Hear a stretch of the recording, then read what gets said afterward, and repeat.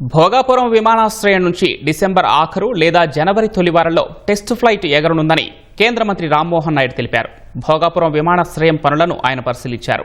విమానాశ్రయం పనులు 91.7% పూర్తి చేశామన్న రామ్మోహన్ గడువుకు ముందే పూర్తి చేయాలని నిశ్చయంతో ఉన్నట్లు వెల్లడించారు. ఏవియేషన్ వర్సిటీ తీసుకొచ్చేందుకు యత్నిస్తున్నామని చెప్పారు.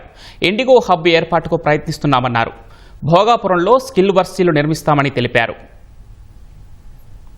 నేను ఎప్పుడు కూడా గుర్తు చేస్తూ ఉంటాను, మొట్టమొదటిసారి ప్రభుత్వం ఏర్పడిన తర్వాత చంద్రబాబు నాయుడు గారు ఇక్కడ రివ్యూ పెట్టుకున్నప్పుడు ఆయన ఒక ఛాలెంజ్గా ఒకటి అప్పచెప్పారు. ఈ ప్రాజెక్టు సివిల్ ఏవియేషన్ మినిస్టర్గా అయ్యావు కాబట్టి, ఈ ప్రాంతం నుంచి వచ్చావు కాబట్టి, ఇది డిసెంబర్ 2026లో ఎస్టిమేటెడ్ కంప్లీషన్ డేట్ ఉంటే దానికి 6 months ముందే మనం కంప్లీట్ చేయాలని. సో ఆ ఛాలెంజ్ని స్వీకరించాం, యాక్సెప్ట్ చేశాం. అందులో మనకి అనేక ఛాలెంజెస్ కూడా వస్తాయి. ఒకటి కన్స్ట్రక్షన్ ఛాలెంజెస్ అయితే ప్రకృతి ఛాలెంజెస్, వాటన్నిటినీ కూడా ఎదుర్కొని రికార్డు టైంలో ఈరోజు ఎయిర్పోర్ట్ని మనం కన్స్ట్రక్ట్ చేయడం జరుగుతుంది. అంటే మన ప్రభుత్వం వచ్చిన తర్వాత సుమారు 25% ఆ రోజు వర్క్స్ ఉంటే ఈరోజు వితిన్ 16 to 17 monthsలో 91.7%కి అంటే 90sలోకి వచ్చేసాం. ఇంకో 8.3% ఇక్కడ ఫినిష్ చేయాల్సినటువంటి పరిస్థితి ఉంది.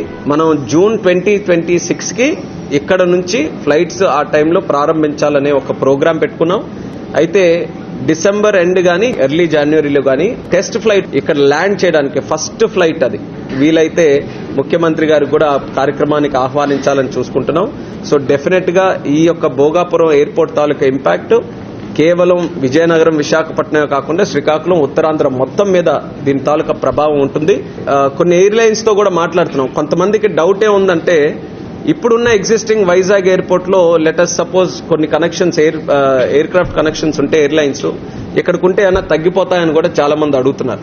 తగ్గడం కాదు కదా, మేము పెంచడానికి మేము ఈరోజు ప్రయత్నం చేస్తున్నాం. ఇండిగోతో మాట్లాడి ఇండిగోతో ఇక్కడ ఒక నైట్ హబ్ కింద ఇక్కడ పెట్టుకొని ఇక్కడే నైట్ కూడా పార్కింగ్ పెట్టి ఇంకా మార్నింగ్ ఇక్కడ నుంచి ఫ్లైట్స్ ఎలాగా వెళ్లాలన్న దాని మీద ఇండిగోతో మాట్లాడుతున్నాం. ఎయిర్ ఇండియా ఎక్స్ప్రెస్ వాళ్ళు కూడా ఇక్కడ కంటిన్యూ అవుతాయి.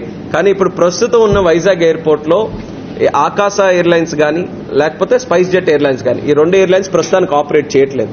వాళ్ళకి ఇన్ఫ్రాస్ట్రక్చర్ చూపించి ఇక్కడ పొటెన్షియల్ చూపించి ఆ 2 ఎయిర్లైన్స్ కూడా ఇక్కడ ఇన్వైట్ చేయాలని ఆల్రెడీ సంప్రదింపులు కూడా చేస్తున్నాం.